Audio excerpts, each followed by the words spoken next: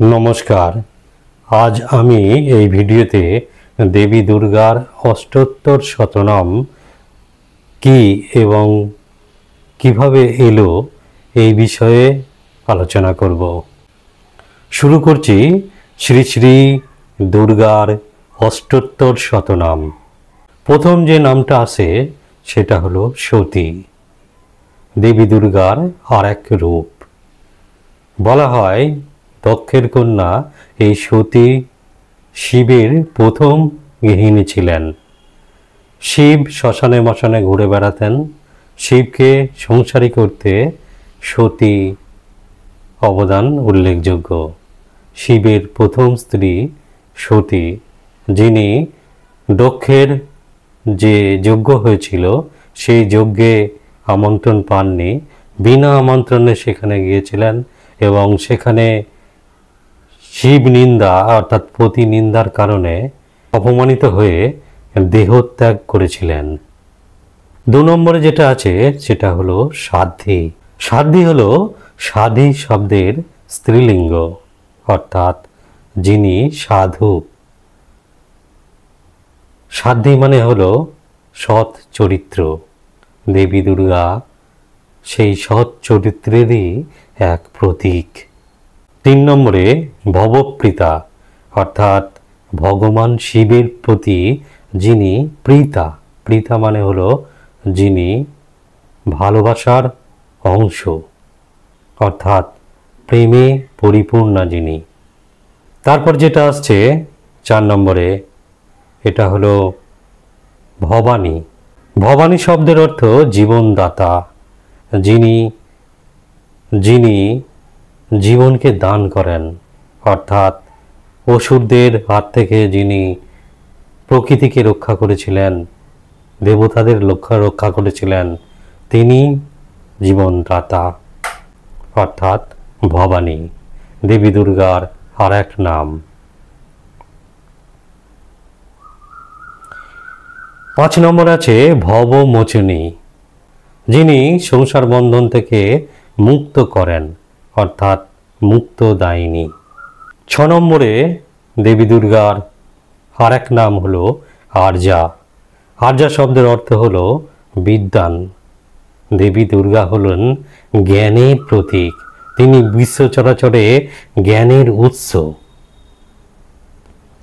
দেবী দুর্গার অষ্টোত্তর শতনাম বলছি, তাই দুর্গাও আর একটা নাম। দুর্গা শব্দের অর্থ হলো যিনি দুর্গ নামক অসুরকে বধ করেছিলেন, সেই থেকে তার নাম দুর্গা। 8 নম্বরে হলো জয়া। দেবী দুর্গার দুজন সঙ্গিনী ছিলেন, তিনি হলেন জয়া এবং বিজয়া। তারাও দেবী দুর্গাকে জয়া বলে ডাকতেন, অর্থাৎ বলা হয় জয়া এবং বিজয়া হলেন দুর্গারই আর এক রূপ। 9 নম্বরে দেবীকে ডাকা হয় আদ্যা, তিনি আদ্যার শক্তি, দুর্গার শক্তি ধারক, তিনি আদ্যা। 10 নম্বরে হলেন ত্রিনেত্রা। দেবী দুর্গার 3টি চোখ রয়েছে, তা সবাই জানি। 3টি চোখের বিশেষত্ব হলো তার একটি চোখ চাঁদের মতো স্নিগ্ধ, একটি চোখ সূর্যের মতো উজ্জ্বল, আরেকটি চোখ আগুনের মতো তেজদীপ্ত। দেবী দুর্গার 2টি চোখ এবং একটি কপালের চোখ থাকে, সেই জন্য তিনি ত্রিনয়না। দেবী দুর্গার 11তম নাম আমি যেটা বলছি সেটা ক্রম অনুযায়ী শূলধারিণী, অর্থাৎ যিনি ত্রিশূল ধারণ করেন।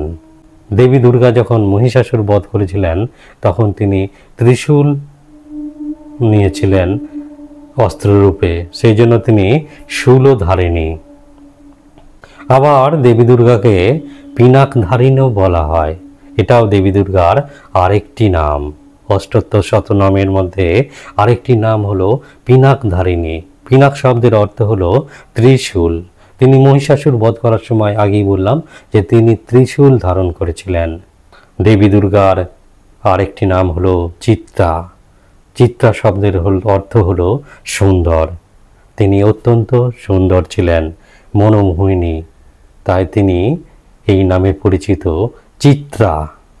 দেবী দুর্গার আরেকটি বিশেষ নাম হলো চন্দ্রঘণ্টা। চন্দ্রঘণ্টা দেবী দুর্গার তৃতীয় রূপ। শিব পার্বতীর বিবাহের সময় তারকাসুর তাদের বিবাহ আটকাতে দৈত্য দানব পিশাচকে পাঠালে দেবী দুর্গা তাদের বিবাহকে সুরক্ষিত করার জন্য অষ্টভুজা বাঘের সহচরী রূপে আবির্ভূত হন এবং চাঁদের মতো বিরাট শ্বেত শুভ্র ঘণ্টা বাজিয়ে সকল দৈত্য দানবকে বিতরণ করেছিলেন। সেই জন্য দেবী দুর্গার আরেক নাম হলো চন্দ্রঘণ্টা। দেবী দুর্গার আরেকটি নাম হলো মহাতপা। তিনি কঠিন পরিশ্রম করেছিলেন, তাই তিনি মহাতপা নামেও পরিচিতা।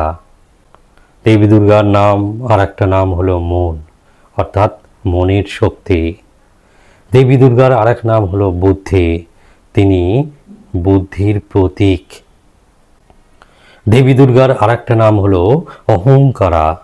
তিনি আত্ম অহংকারের একটা রূপ।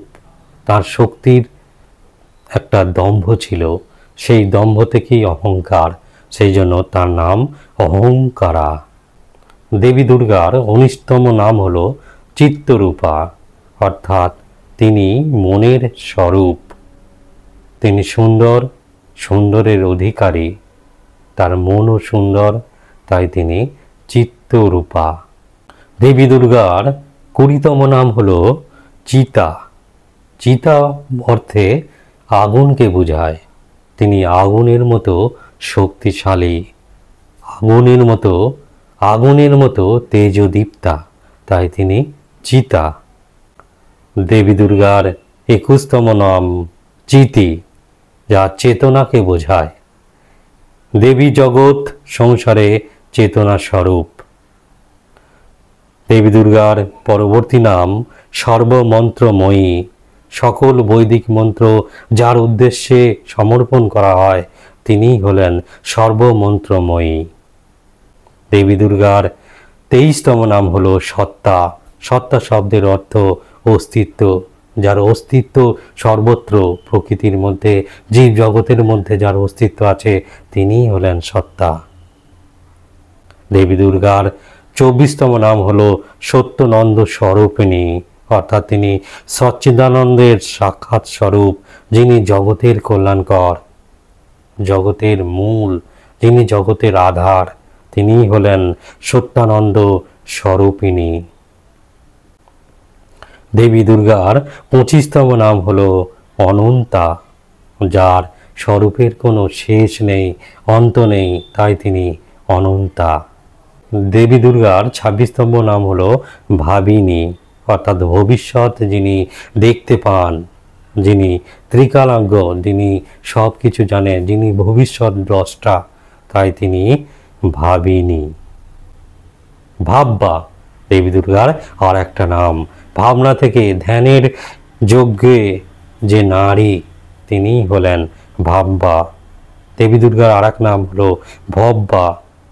ভব শব্দের অর্থ হলো অধিষ্ঠান, যিনি ন্যায়ের অধিষ্ঠাত্রী, তিনিই ভব্বা। অর্থাৎ দেবী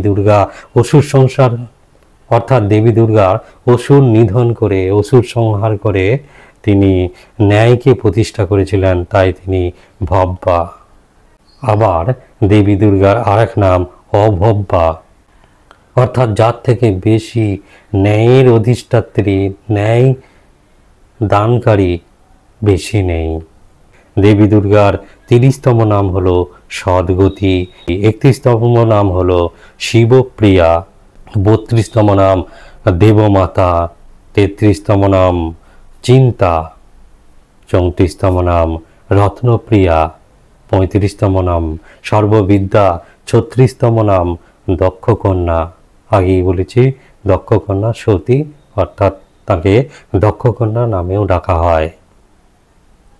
37তম নাম দক্ষ যজ্ঞ বিনাশিনী।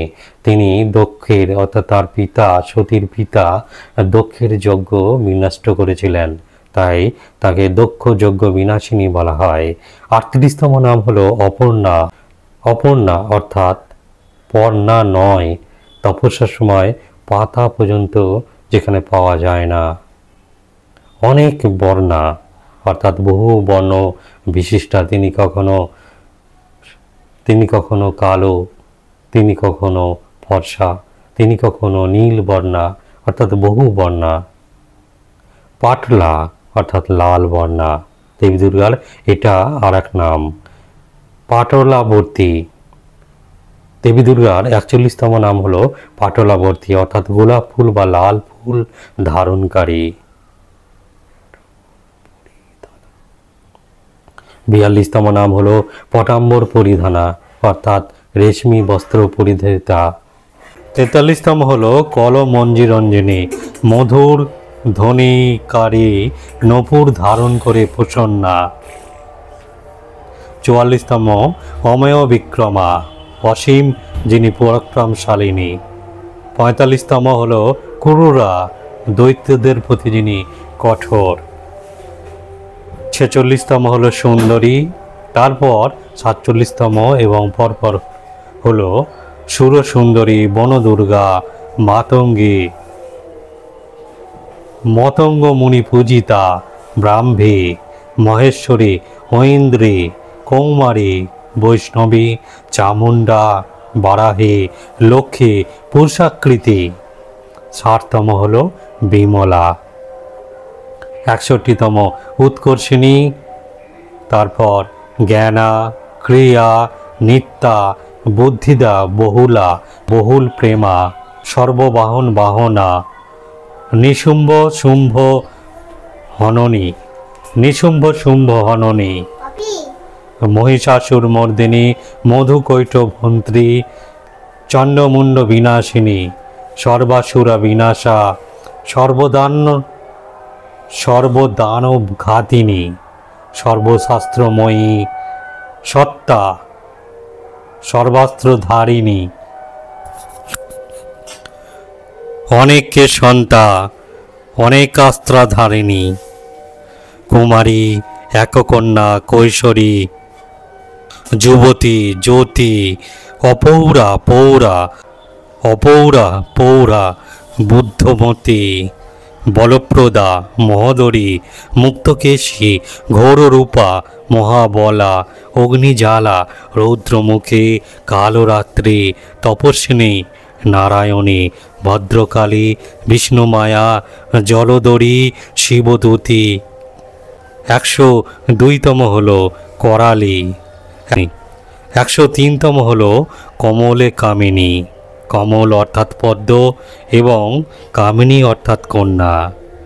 পদ্ম ফুলে স্থিতা দেবী দুর্গার এই রূপটির বর্ণনা পাওয়া যায় কবি কিঙ্কর মুকুন্দরাম চক্রবর্তী রচিত চণ্ডীমঙ্গল কাব্যের বণিক খণ্ডে। শিবভক্ত ধনপতি লাঞ্ছনার উদ্দেশ্যে কালীদহে দেবী দুর্গা তাকে কমলে কামিনী রূপ দর্শন করান।